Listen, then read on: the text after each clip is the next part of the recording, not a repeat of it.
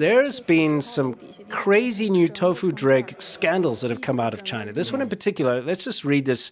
Homeowners are in despair on November 4th in Block A5, Building Number 9 of Rongsheng City Community in Jiangjiakou, Hebei Province.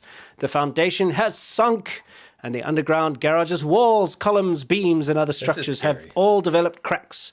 So the homeowners are saying obvious evidence in parts of the underground garage, cracks appearing in the columns and the walls show signs of repairs, but the cracks still exist. So, okay, we're going to just show you this. There's a lot of footage here. Okay, but you can see this is a homeowner, and she's pointing out, look at the columns are, starting to splinter, okay, and come apart. But then look at the cracks on the ground. It gets so much worse. As she's actually going to point out, the worst part of this is that they try to hide it. Oh yeah, they painted over her, right? Yeah. So this is terrifying, by the way. This is the underground parking of a massive building. It's probably got about 32 stories on top. And this is your foundation here, okay? See how these walls have cracked? Okay. Wow. This is underground. Yeah, but notice how it's got yellow stripes, right? But then suddenly there's white. That's because what they did was they actually tried to repair the cracks. You can see here with that drywall repair, cardboard. That's a concrete wall, by the way. So it's not drywall. It's concrete, but they try to use like drywall repair materials and then paint over it to try and hide the cracks in the beginning. But of course, the cracks just continued. And as you can see, are very serious. And I'll be honest with you, I'd be pretty worried about standing where she's standing right now. Yeah, dude, look at this. This is hellish. Yeah. Look at this. I mean, look, the whole wall over there collapsed. See all these walls here are cracked? And this is, thousands of people are parking and living here, right? Yeah, I mean, this is the problem.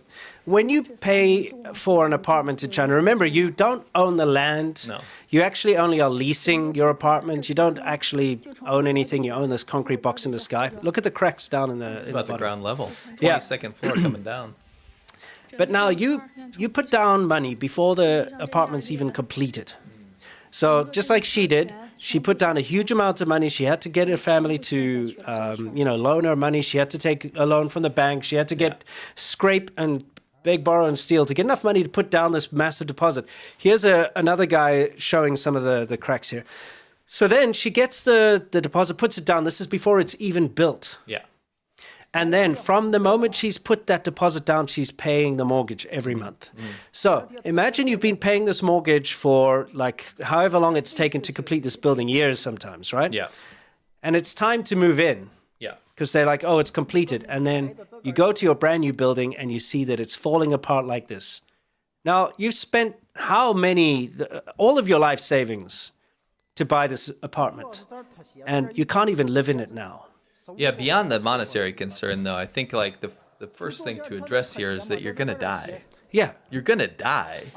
So many of China's buildings have these problems because they take shortcuts. It's a big money-making scheme, and life is cheap in China. Unfortunately, I hate to say it, but that's how the Chinese companies treat Chinese people. Is that life is cheap? I mean, look at the cracks in that wall over there. Do you see it? Yeah, it's insane. This is, by the way, this is not a backwater place. This is Jiangjiakou in Hebei. This is right outside Beijing. Yes, it's not some rural weird place. No, and it's a brand new building. The fact that this is basically like when you don't live in the center of Beijing, it's where you live outside of it. Yeah, because you can't afford the apartments in Beijing, you buy them up just outside. But that means they're still very expensive. Very expensive. This is not some random mountain in Guizhou. Yes. This is like a developed, rich area.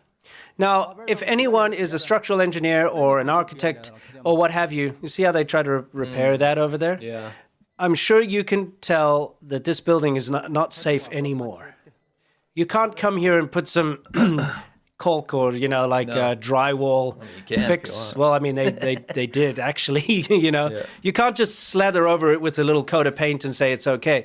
No, this building must be demolished and rebuilt at this point. What's scary to me is this is building 5 or something in the development, right? Yeah. What about all the other ones? They would have been built the same way, and they're right next to each other. Built on the same ground? Yeah. So, like the shortcuts they took with the foundation, because obviously that's a foundational issue. What do you think? They only did it on building 5? Yeah, they would have done it with all of them. That whole, garden, as they call them, huayuan, probably needs to be demolished. Yeah. What a waste. Anyway, it's shedding season. And what shedding season is every year we see in China the cladding on the outside of the buildings, as you can see, start to come off because they're so poorly manufactured and installed. It kills people. Yes. They fly off and they kill people. Well, bricks and, massive amounts of cladding falling off of a building is going to hit people down below. That's how it works. Yeah. As you can see, imagine that huge amount of stuff fell down. Yeah. It's shedding season. Yeah, imagine that falls down on your head. This happened to my wife's building. She bought an apartment. This happened on her building. Right. Brand new. And, it happens on tons of it happened before anyone could move in, by the way. It was while it had been just constructed, but nobody had moved in yet, and it already happened. Yeah, it's insane. I like this guy's song.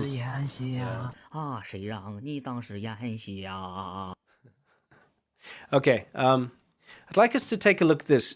Here you've got a technician here, and he is removing big concrete slabs and bricks. That's deadly. Look at that, just by hand.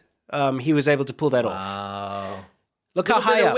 Little bit of wind. Look at how high up he is, and he's just taking that huge chunk out. Okay, that huge chunk. That's got to weigh how much? Do you think? I'm going to say kilograms. That's 25 pounds. Yeah. Okay, I'd say it's going to be at least a kilogram or two. Who knows? It's very heavy. I think it's heavy. Yeah, it's concrete. Yeah. That's concrete with tiles attached to it. If that falls, look how high he is. If that falls down, and there are always people at the bottom of these buildings. Yeah. Because they're in residential communities. So you've got kids playing down there. You've got people going in and out of their buildings. You've got people going to the shops in there.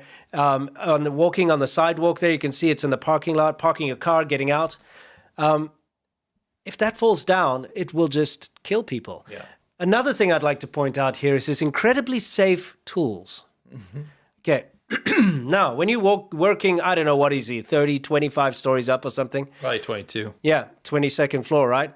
When you're working that high and you're using a hammer to knock things loose, surely you should strap it to your wrist. Also, I like how he's got a glove. Some came down there. Yes, it did. But I mean, like, that hammer, if he slips, if he tries to put it in his little Lowe's bucket or whatever he's got over there, which is incredibly safe. Yeah, whatever. It'll be, exactly. If he tries to put it in his bucket and it slips, or he's like hammering and he drops it, that hammer will kill someone. Yes. So that's very unsafe. Yes. On top of that, I love how the gloved hand is holding the hammer and the ungloved hand is grabbing the concrete. There's a lot of good things going on in this clip. Yeah. Yeah, exactly. Look, he's just like, let's push some in there. Now, this is the ledge, by the way, you can see where people will sit on that ledge in their apartment at the window. Yeah. And if it's that easy to just come apart, who knows about the rest of it? I wouldn't want to sit on that ledge. The thing I want people to keep in mind is the scale of this. Like, this isn't just one building, right? No. This is one guy filming one building. Pretty much every building's like that there. Yeah, because look, it's not going to be just this one person's balcony. All of them are going to be like this. And this is around the country. Yeah. Like you said. Not just the countryside. Around the entire country. The entire country. So yeah, we've got a bit of a tofu Dreg extravaganza going on over here. This is all recent stuff. Yeah. Now, the reason why they would do something like this is after somebody has already been injured or there's been some kind of an incident down below. I had a coworker that got hit in the head by a tile, and she actually got knocked unconscious. Yeah. Yeah. Oh, I mean, we've seen enough footage of near misses, but we've also, in my situation, I've actually had things fall down right in front of me. Right in front of me. Me too. It's like a minefield. Yeah. Now, in this case, they don't need to worry about it because you know what? This ledge is made out of styrofoam. Dude. Look how high up he is. And it's got paint on it to make it look like concrete paint. Yeah, we've seen this a lot. Remember, we saw this ourselves when we were like feeling my own building I lived in was like this when I lived in Inner Mongolia. Sorry, I stopped it because I wanted to go back and look at it again. The styrofoam. Yeah.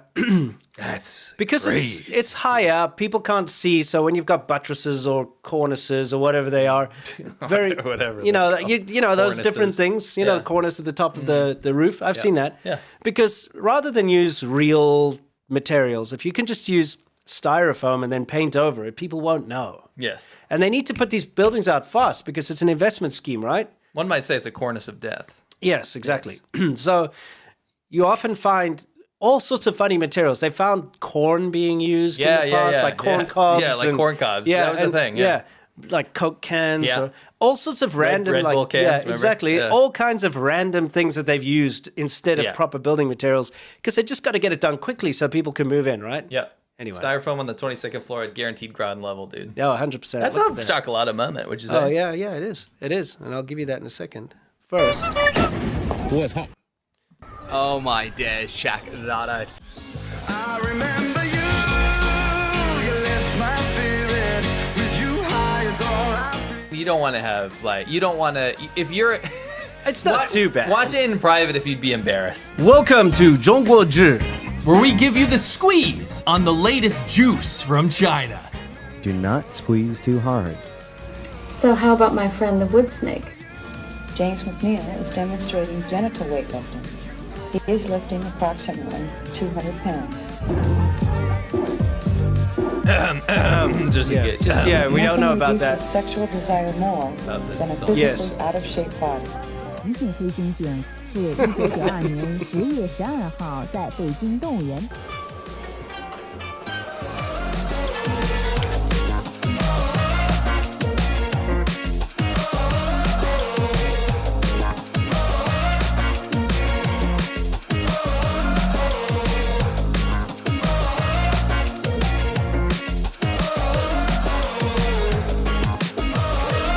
When I close my eyes, I can almost see